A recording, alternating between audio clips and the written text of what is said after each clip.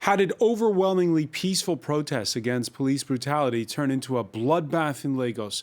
The anger still palpable in Africa's largest city after the army opened fire on unarmed demonstrators Tuesday in the city centre. At least 12 killed, according to Amnesty International. Why the bloodbath at Lekki toll plaza? What response from Nigeria's old guard in the face of a youth-driven movement that's unmoved by the announcement last week of the dissolution of the notorious plainclothed SARS police unit? Who are the demonstrators who are transcending traditional political fault lines? After the US, France, and elsewhere, why now? Why is the call for police reform resonating so loudly among Nigerians who say they've had enough? Where to start if you want better and more accountable law enforcement? Today in the France 24 debate, we're asking if Nigeria has reached its boiling point, and we're joined at this time from Abuja by Oluwole Ojewale, Assistant Programs Manager for the Clean Foundation, your association which deals with that idea of police reform. Thanks for joining us. Thank you so much for having me this evening. We also welcome back to the show, political consultant Emmanuel Iga, director of Phobos International. Welcome back. Thank you. The France 24 debate on Facebook and Twitter, hashtag F24debate. Yes, central Lagos still seething and smoldering, you could say. Shots ringing out earlier in Nigeria's largest city, with a prison set ablaze in the upscale Ikoyi neighborhood of the center of the city. An anger expressed, in several metropolises across the country after Tuesday's bloodbath. Yinka Oyetade has more. Broadcasting at this TV studio was suddenly brought to a halt after protesters stormed the building, setting it alight. Television Continental is one of several buildings in Lagos to have been torched by anti-police demonstrators. This is the country reels from what Lagos State Governor dubbed one of the darkest hours in Nigeria's history, after peaceful protests against police brutality took a dark turn in Lagos Tuesday. Everyone sit down, sit down, sit down! When security forces reportedly opened fire on unarmed demonstrators. It was brutal. It's incomparable. It's beyond my experience. I've never experienced this in Nigeria before. Why do they off the lights and killing people? Human rights group Amnesty International say Tuesday's crackdown killed a dozen people, noting that 56 people have been killed since protests began October 7th. They are now calling on the Nigerian government to act. It's also important for the authorities to investigate those allegations that the CCTV cameras and the street lights were not available at that point in time, and that they were actually removed prior to the incidents that occurred. Despite the outrage sparked by Tuesday's bloodshed, security forces have again been accused of violence. In these images, police appeared to shoot a man as he laid on the ground after arresting him Wednesday. Tuesday's deadly tollgate clampdown sparked condemnation on a global scale, with angry demonstrators taking to the streets in Cape Town and London. President Buhari is yet to address Tuesday's shooting, but has called for calm. The protests have now morphed, with demonstrators calling for an end to corruption and what they say is bad governance in the country. We're speaking ahead of an expected address by the Nigerian president, you say, Emmanuel Iga. Yes, that has been confirmed this afternoon, that the president, at last, is going to address the nation at about 7 p.m. Nigerian time. So it will be good to listen to what he has to say. I think this is pretty belated. You couldn't have a country on the verge of collapse like this, with this kind of huge demonstrations. The verge of collapse, you say? Yes, I mean, we were losing our country. Nigeria, I mean, we didn't know where the country was going to go with these protests. And especially with the intervention by the army, which was supposed to be a group that was supposed to be staying outside this thing.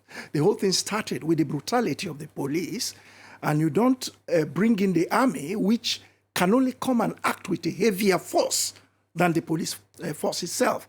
So we the people started thinking, what's going on? There is a commander-in-chief who is the president, and only him normally can give orders to the military to intervene. And we don't know up till today if the orders came from him.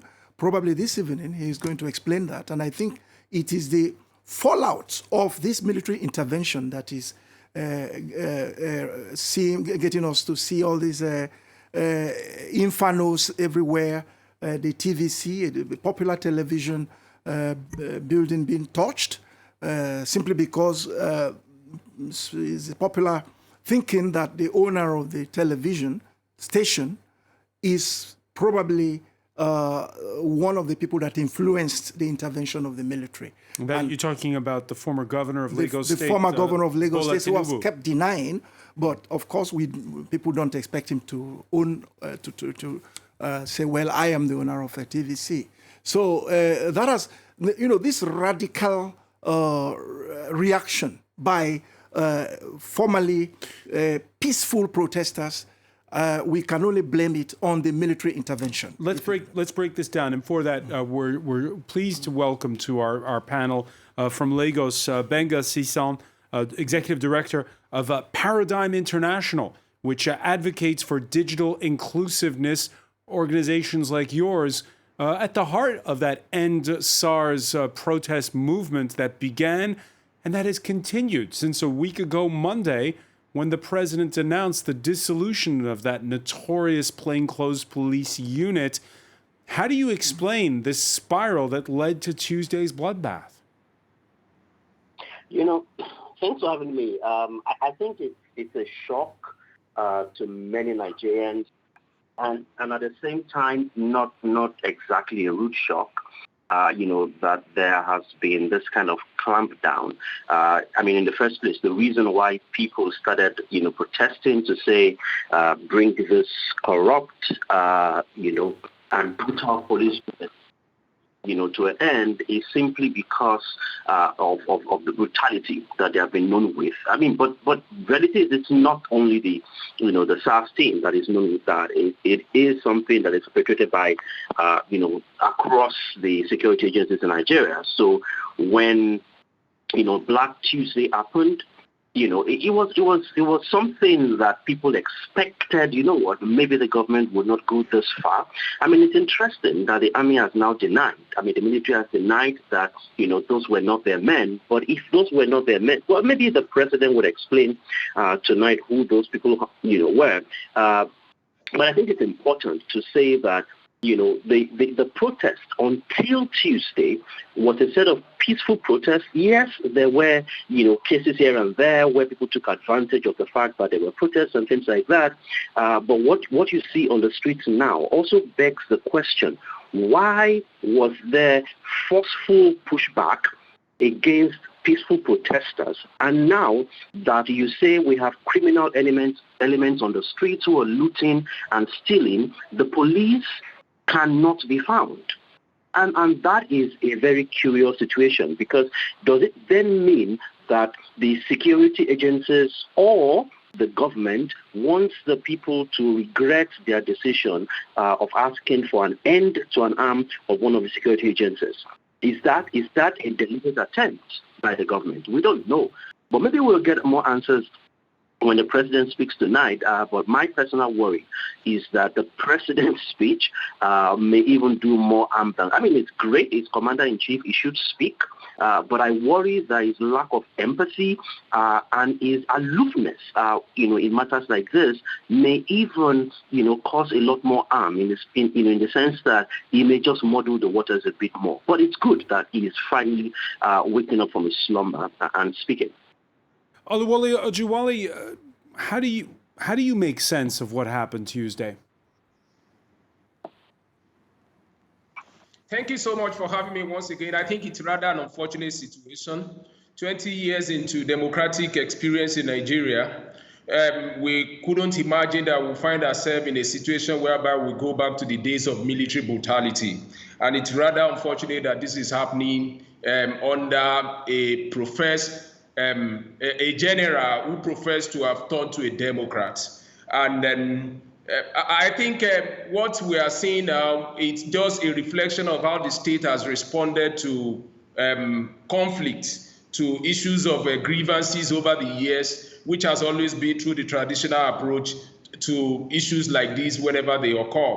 And what you can see is that prior to the turn of democracy in 1999, this is the usual experience that we have seen our government. This is the part that we have seen the government doing over time, using state security forces to suppress and intimidate peaceful protesters, to the extent that people were being shot, and you now have what is trending on social media now as the Lekki massacre. And the same experience is also replicated in Abuja, where we have had a situation whereby properties worth in millions of dollars have been destroyed in the past few days. And it's rather sad that the president has not spoken in the light of all these experiences that we have had in the past 2 weeks. There's no any place in the world, there's no any country that professes to be a democracy where you are going to have young people, upwardly mobile people, protesting for police reform. What the youth are asking for is not something that is far-fetched.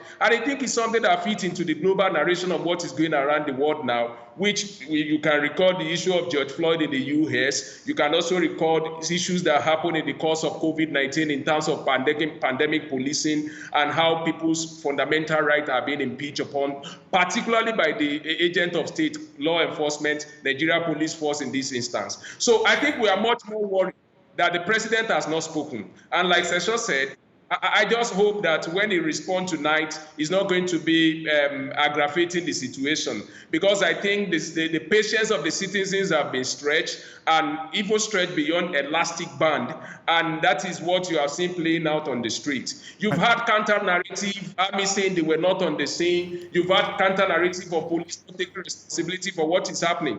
But I can tell you authoritatively from evidences that we have gathered locally and that has been escalated globally, that there are overwhelming evidences that the military actually overstepped their boundary by going around to shoot sporadically against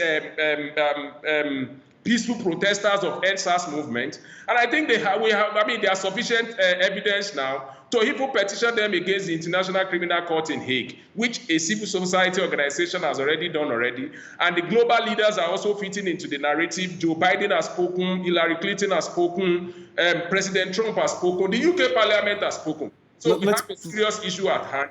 And I think the way the state has handled the matter has actually, it has not portrayed Nigeria as a democratic country. Let's pick up on this. The military initially denying involvement. However, the governor of Lagos State confirming soldiers were indeed there, something that Amnesty International told us they have proof of, having seen the video of what happened. The governor promising an investigation, at the same time pointing out that only the federal government can send in the army. The same Babajide Sanwo-Olu who imposed that curfew on Lagos Tuesday and called on protesters, well, to effectively take him to their leader.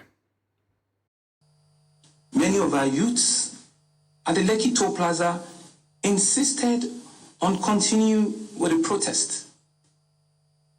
Sadly, there was no leadership to appeal to, as they had continually maintained that remaining leaderless was indeed a strategy for them.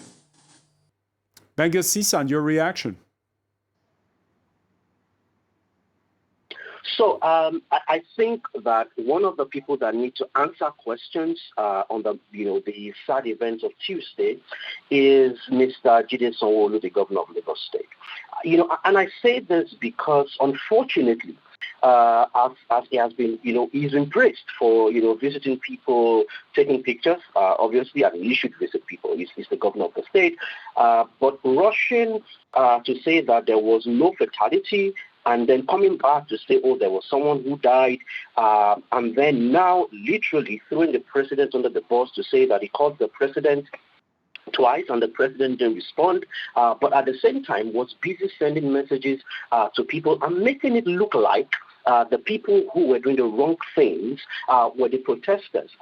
Questions need to be answered because there's now a back and forth between the governor's office and the owners of the infrastructure at the toll gate, the LCC, the company. The company says they shut down, the billboard that was providing lighting for the area because they were worried and because they were responding to the president's the governor's announcement of a curfew.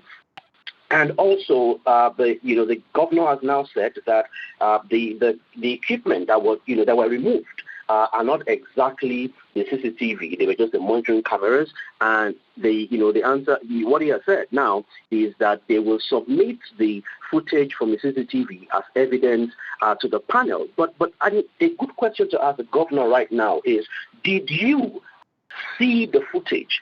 When you saw the footage, what did you see? I think it would have been the easiest thing for the governor to at least provide some clarity. Because what he has done by throwing the president under the bus is to increase the pressure so that by the 7 p.m. broadcast, if the president does not answer the questions of the people, then it gets even worse. And unfortunately, one of the worst hit cities has been Lagos. Stories. I was going to say, Emmanuel Iga, do you agree with that? That the governor of Lagos State has thrown the president under the bus? Well, the governor of Lagos State, the governor of any state in Nigeria, is the chief security officer of the state. And so if there is any kind of military intervention going to take place in his state, he will be the one to coordinate all that with the commander-in-chief of the armed forces. It doesn't just happen like that. There are procedures. So he can't tell us, the governor of Lagos State, that he wasn't aware of what was going on. And because he put a curfew in place in the afternoon of Tuesday, and they waited until darkness came and started removing the streetlights and CCTV, but now he says it's not the CCTV, etc. But why were those things, whatever they were, being removed at that time? Why did the military have to attack the protesters in the night of Tuesday? There was no hurry. You just put the curfew in place. You could have waited till the next day in broad daylight, and so the protesters can see the military can see them, and then it will be easier for them to maybe talk and see how they can try to diffuse the situation. Exactly. We're going to pick up on this when we come back. Stay with us. You're watching the France 24 debate.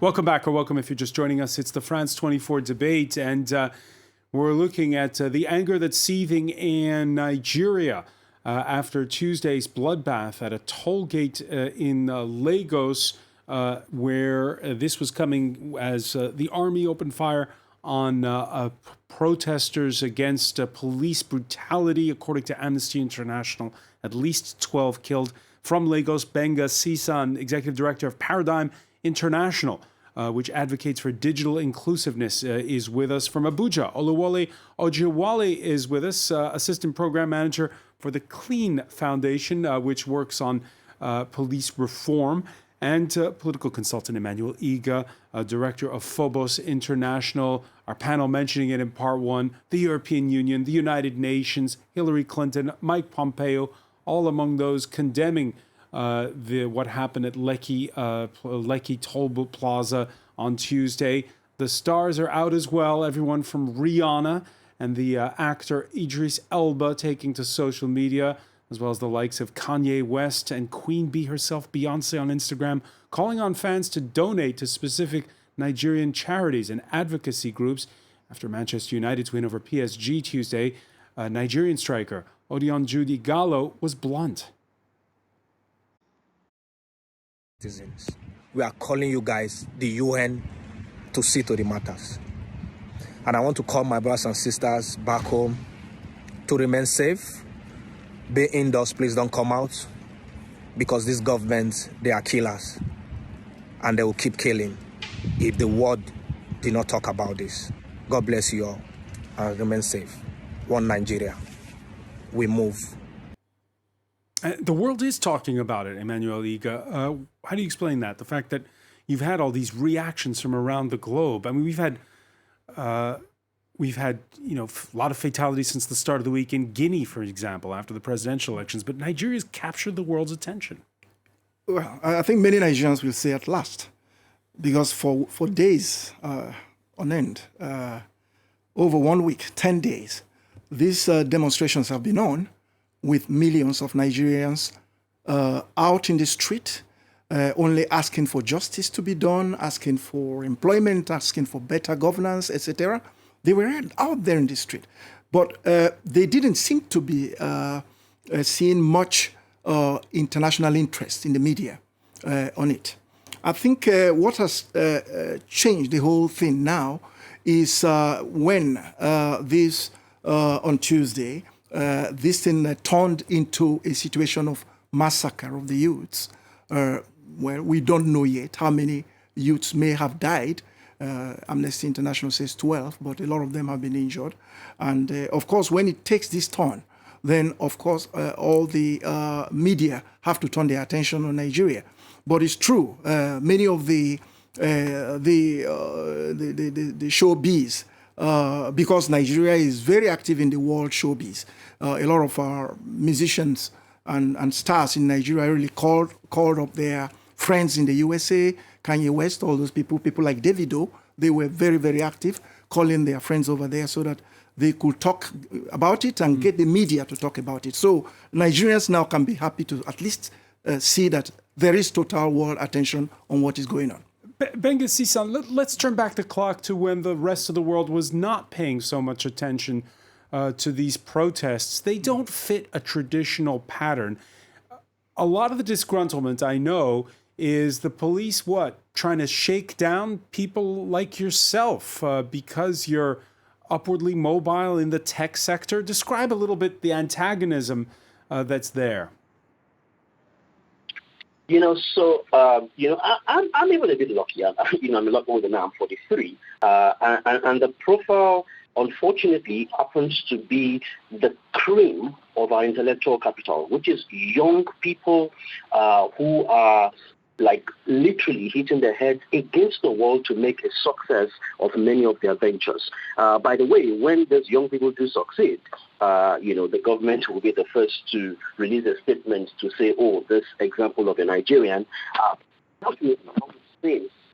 And what has happened is we've got this corrupt and, terrible, brutal unit that takes advantage of many things, including accusation of young people of committing cybercrime. So things like owning an iPhone or an expensive phone, or things like, looking a certain way to them, like, sporting dreadlocks or driving a Benz or anything considered flashy. We've had scenarios of people who have literally died because they were accused of driving a car that they cannot afford, or who have disappeared and have been in police custody. But, I know you were talking a bit about international attention a while ago. While I'm glad that is happening right now, I think that, it is not even the most important part of this conversation. The most important part of this is that for once, Nigerians across the political spectrum, Nigerians across, the natural fault lines like religion, like age that were, taken advantage of before, across all those spectrums, everyone seems to have a story of the brutality either of the police or of this particular unit, and that's one of the reasons why the NSAS protest and campaign has been successful. Because unlike other things that maybe it's just the middle class that can feel it, this goes all the way to even the top echelon of society. Oluwole Ojuwale, we've seen among those reacting has been the Nobel Literature Laureate, Wole Soyinka. He's denounced these 24-hour curfews imposed by some of the state governors, and he is demanding the withdrawal of soldiers and what he calls town hall meetings. He's quoted in the Nigerian press as saying, take over the security of your people with whatever resources you can rummage, because let's just explain this. Nigeria has a national police force.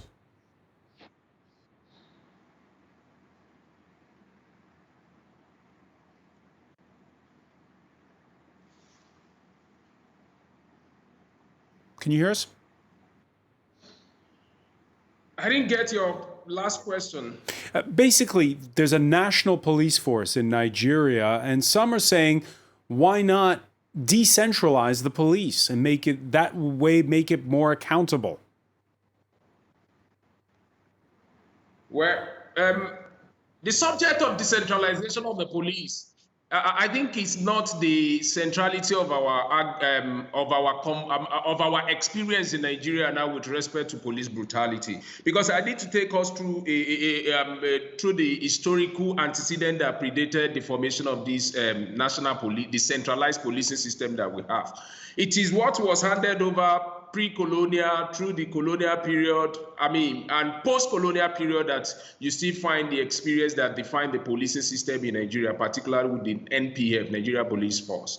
So what we are saying basically is that that conversation has always been there about decentralizing the policing system, a situation whereby the state can also control their own police. But this, if we don't address the issue of brutality and the poor police response to policing of the citizens in the 21st century, it is going to be a handover that is going to translate from this centralized policing system even to the decentralized policing system, if we get there eventually. So I think it's important that we focus on the narrative for now and the experience that we're having with the Nigeria Police Force. And what the people are saying is that my organization, Clean Foundation, has been working in the area of police reform for about 20 years now. But what has been the experience of police reform in Nigeria is that it has been motions without movement, a situation whereby reports are submitted, studies are carried out, and the president or the police institution itself is not going to do anything about those recommendations.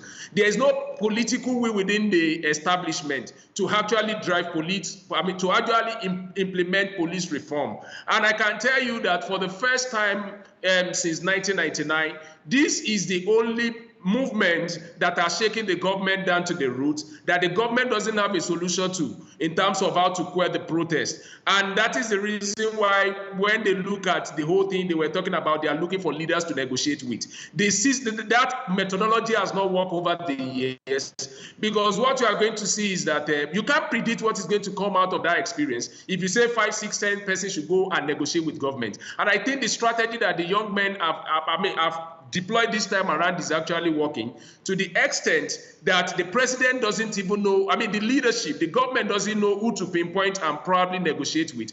But I tell you, we cannot play to the sentiment of those people who are saying the movement has no leader. The movement has multiple leaders across clusters. There are people who are concentrating on fundraising. There are people who are coordinating this movement across the state in Nigeria, including the FCT. So it's not a movement without leadership. But what is important is that they have itemized what they want. And I think there is so much of mistrust in the system, looking at the past experience when police reform agenda has not been implemented. And it appears the citizens, the young men and women, don't trust that methodology, that approach that has been deployed over the years. So what they are saying is that we will be ticking the box now. Let's see what you are doing from the first point to the last point that have been itemized. Let me just ask you, Oliwole, what would make you regain? What would make you?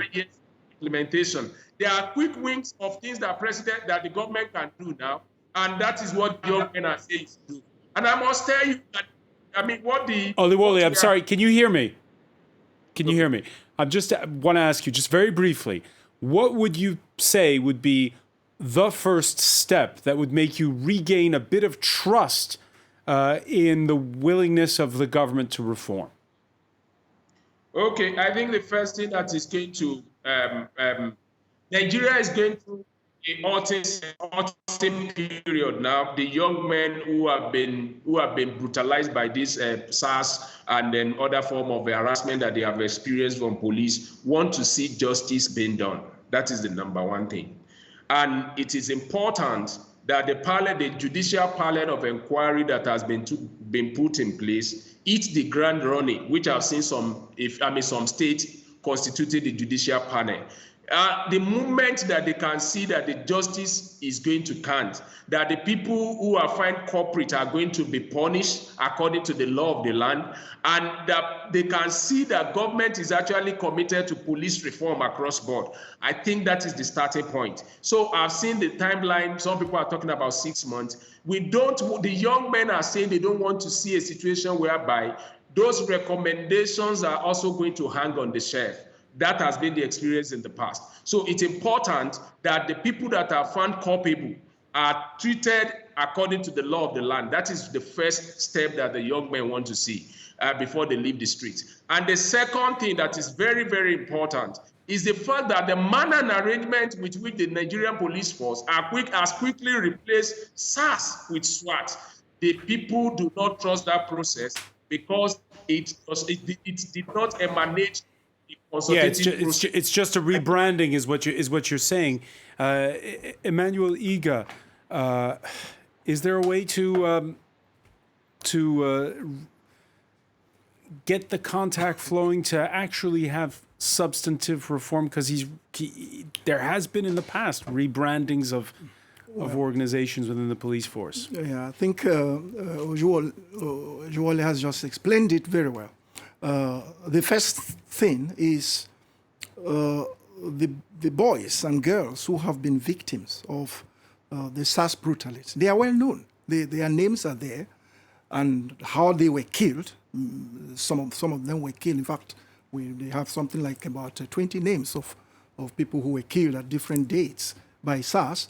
And what they are asking for is a full-fledged inquiry into how all these things happened.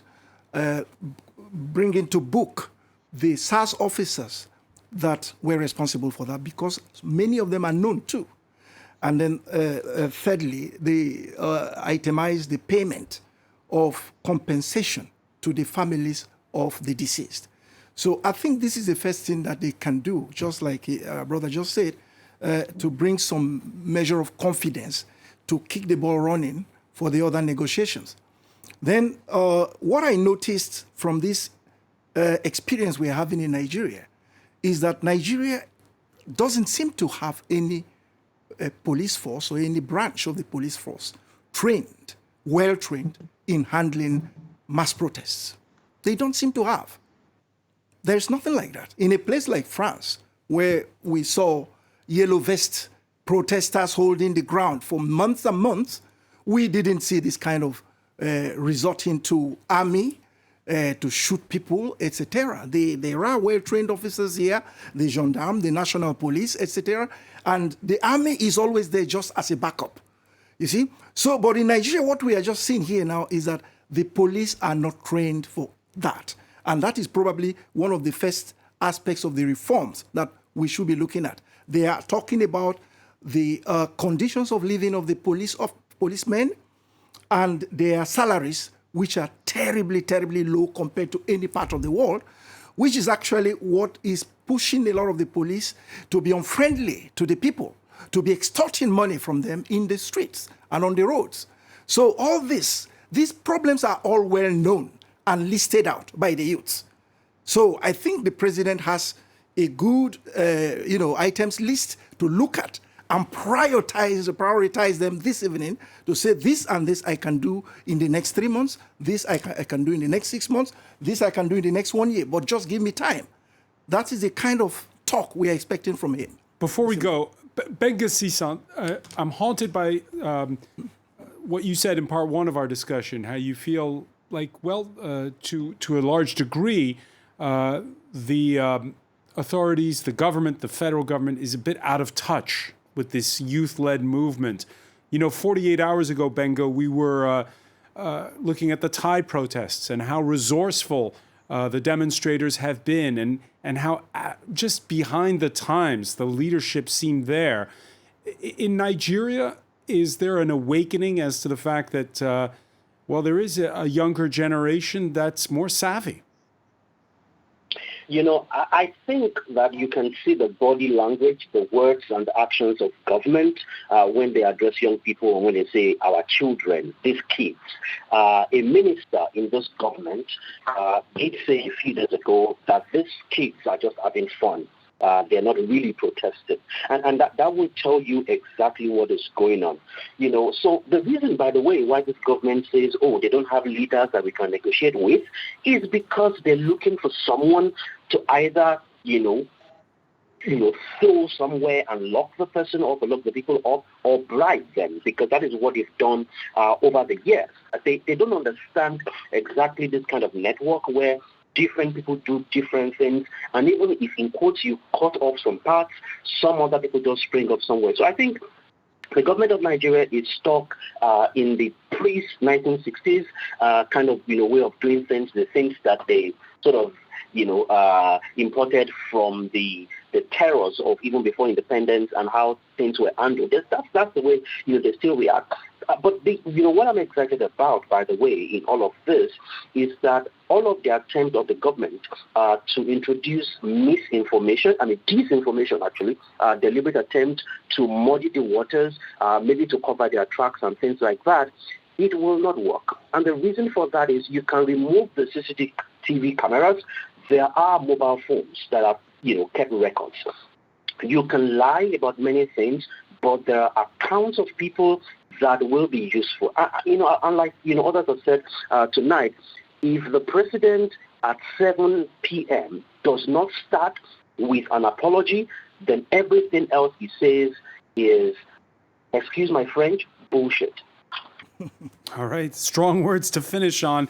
I want to thank you, Benga Sisan, for joining us from Lagos. I want to thank as well Oluwole Ajewale in Abuja, Emmanuel Iga. Stay with us. Media Watch is next.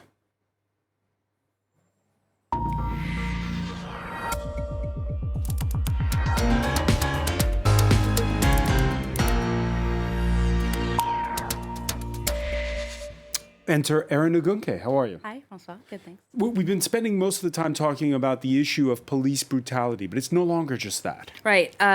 Looking at some of the hashtags on Nigerian Twitter that are trending today are greed, wickedness, hunger, end bad governance, and even end Buhari.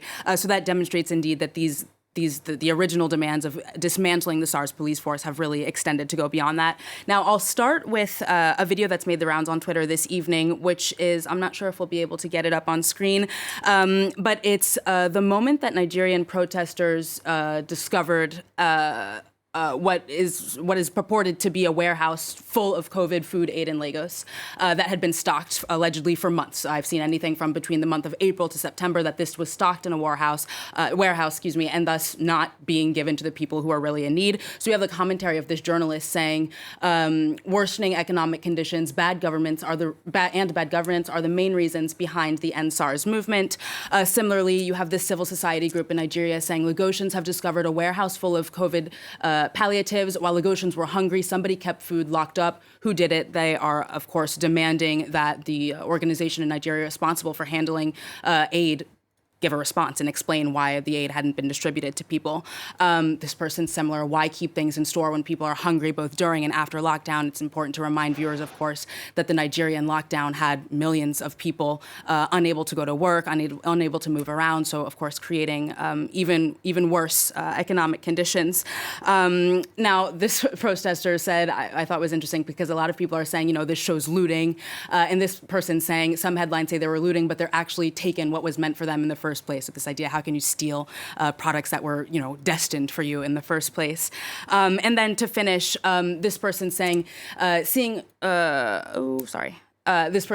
doctor saying, this warehouse you guys just found, they are covering up the best lie. They're cooking up the best lie now. They will come and lie about it. They will say they wanted to start distributing it the same day End SARS started. Our protesters drank their fuel and ate car tires. So just saying, be ready for the lies. And we just heard Benga Sisan from Lagos saying how he's confident that Nigerians won't buy disinformation if there is some. Yeah, that is something a good point to be made, because that's something that's been repeated all throughout Twitter this evening.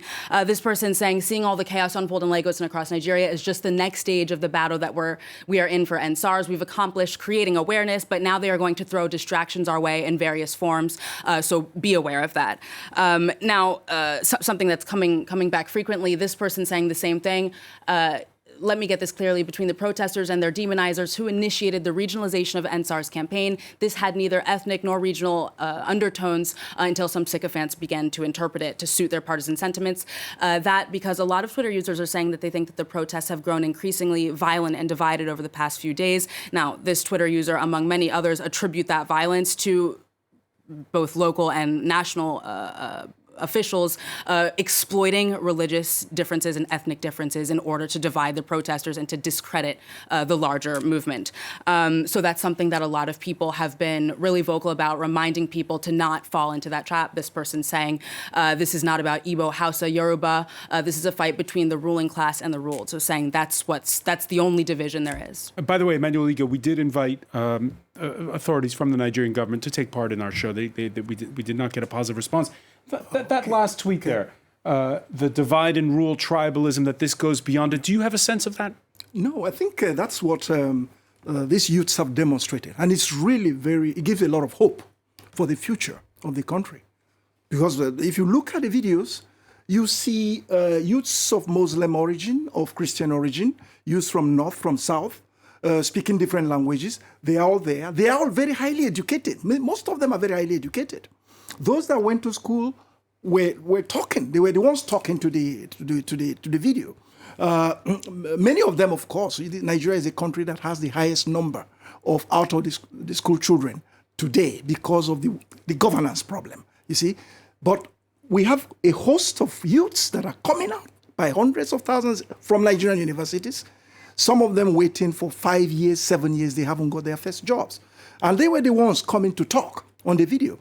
So, and those youths are united. They are not looking at tribal divides, ethnic divides, or whatever. All right, it's a story we're going to continue to follow. I want to thank you, Aaron Agunke. I want to thank as well our panel, and thank you for joining us here in the France 24 debate.